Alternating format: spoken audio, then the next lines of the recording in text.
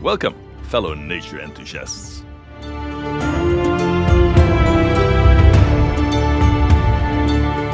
Norway, you can find cabins on the most remote places. It's the land of the Vikings, renowned for its breathtaking natural beauty. With its majestic fjords, enchanting northern lights and vast open landscapes, Norway offers a unique opportunity to disconnect. Join us as we explore the magic of the Norwegian cabins, where nature therapy is not just a concept but a way of life. We shall begin by uncovering their historical origins, shedding light on what makes them timeless. Afterwards, we shall shift our focus to the modern cabin experience, where the lap of luxury meets the embrace of nature. Finally, we step inside the traditional hut, offering an intimate glimpse into the cherished traditions of cabin life. Those cottages in the distance, that's where the Vikings once had their cabins. The Norwegian cabin, initially a mountain farm as seter, had a designated grazing space for cows and goats, fostering the flourishing of grass and vegetation on their primary farm. Some could be close to the farm, while others were located far into the mountains. They moved from their main farm and stayed there for a length of time, depending on what kind of seter it was. The buildings at the seter varied greatly in both quality and size. Where there was a shortage of wood, stone houses were built. In most of the country, however, the buildings in the settlements were made of timber. It was a place to host travelers who made their way across the mountains by foot.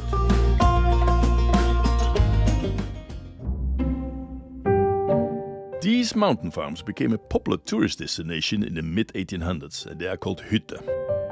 This marked the beginning of the Norwegian cabin, hytte culture as we know it today. It was very basic.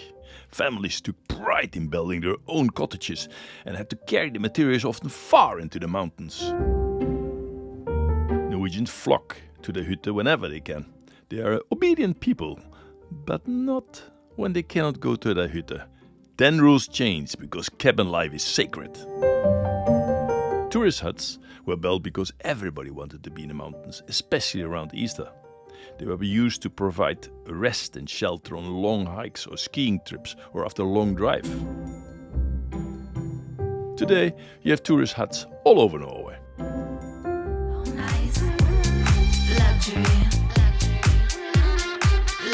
In today's world, many people seek comfort, and the hytte serves as a second home, equipped with electricity, running water and more. We have transitioned from a simpler life in self-built cottages that adapt to the terrain to dense cabin fields within holiday home communities. However, the pursuit of comfort comes at a cost.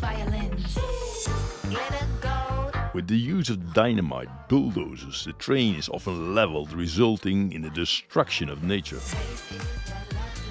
Unfortunately, approximately 50% of the cabins today find themselves within these densely built recreational areas, each accompanied by a car parked out front. 2 of the 5 Norwegians own a cottage. Remarkably, about half of the population has one available to them. This statistics sets a world record. Amidst these modern comforts, there's a rise in apartment design for contemporary living, showcasing some truly amazing design cabins.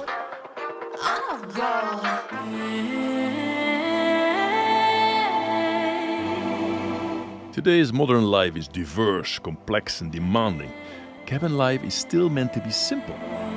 Here we are on the way to our beloved hut. It's time to reconnect with nature, yourself and the people you love. The cottage represents tradition, culture and freedom. It's a part of the Norwegian soul. You don't need a clock here. Time just seems to stand still. In the many traditional huts there was and is no lake water or electricity. You have to fetch the water out of the well in nature and you have an outside toilet.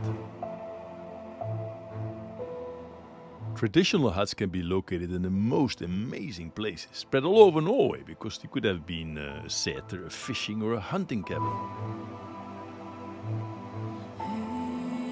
Transport can be done on skis, with backpack, a pulk, a sled or a snowmobile. There are many kinds of pulk. This type of pulk is used to transport children.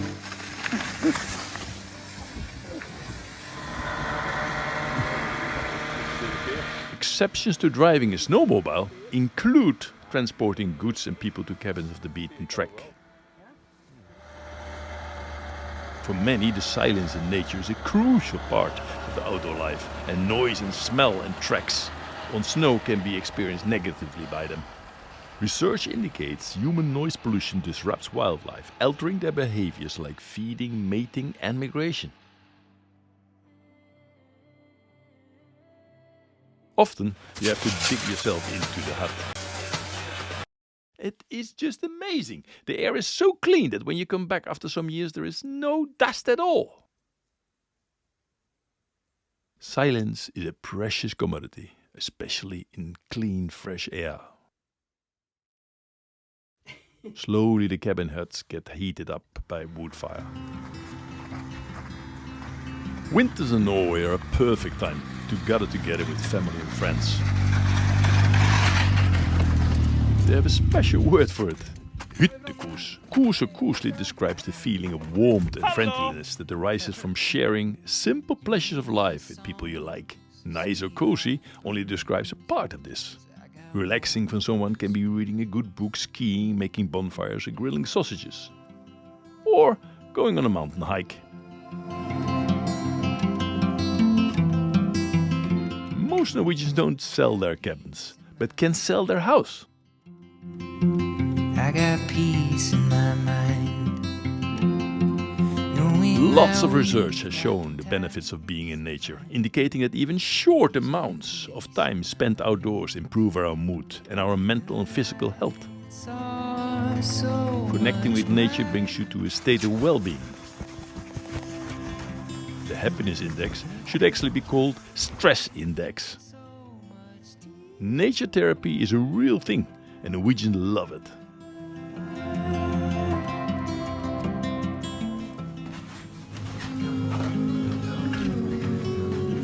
It's a simple life.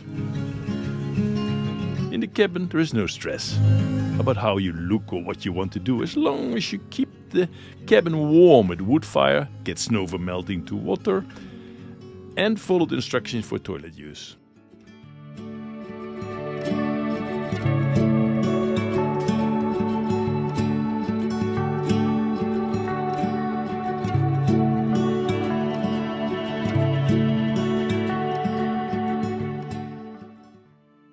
Less than 100 years ago, everyone could look up and see the spectacular starry night sky. Now, most people never experience this. Light is a celebration of the darkness of winter.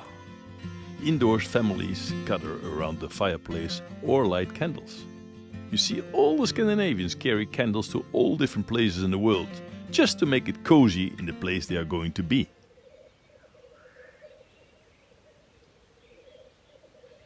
Mornings have gold in their silence, where nature's symphony enriches the soul. Animals leverage silence for effective communication. Bird melodies and insect chirps travel farther, enhancing mating rituals and territorial claims.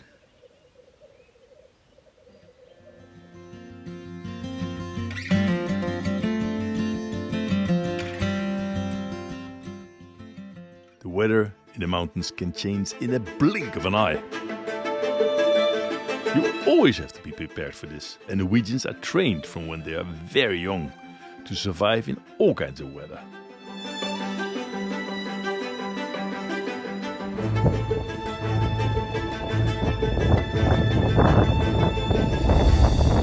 To hear the snowstorm outside makes the campfire inside even cozier. There is no such thing as bad weather, only bad clothes.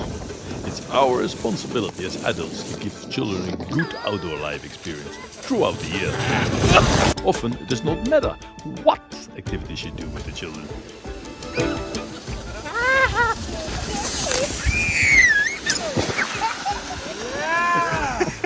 Experience indicates that as long as we, as role models, maintain a good mood and positive attitude towards outdoor life and winter activities, this will spread to the children.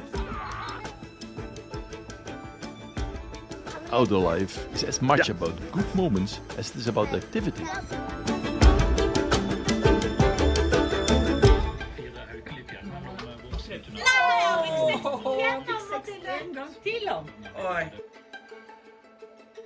Cross-country skiing is the freedom of being and going anywhere in nature. Often the only thing you hear is your heart and yourself breathing in the clean, fresh air. You're gliding through the landscape with a smile on your face. The key to happiness in Norway is simple put: get outside. The Norwegian is a natural person. Going to the hut is sacred. Living with and from nature is their nature.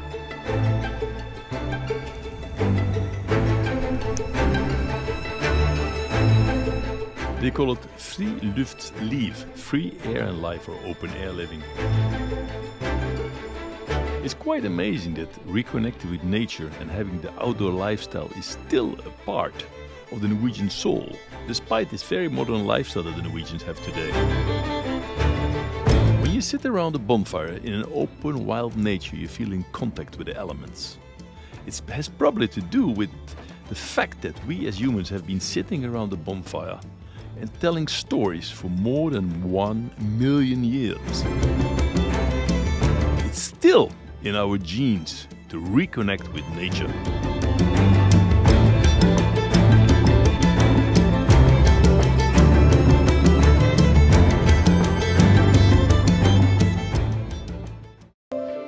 If you like this, please give your thumbs up and press on the subscribe button. I want to thank for all information and footage from friends and others.